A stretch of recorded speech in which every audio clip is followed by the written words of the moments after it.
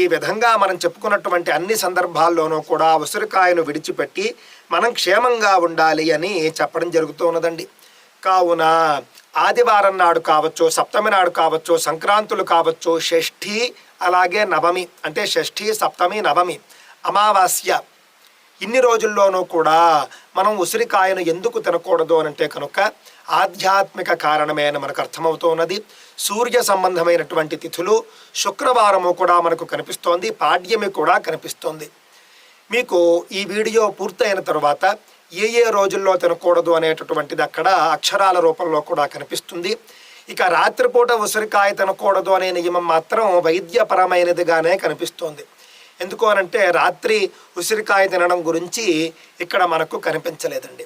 ఇది వైద్యపరమైనదిగా కొంతమంది చెబుతూ ఉన్నారు.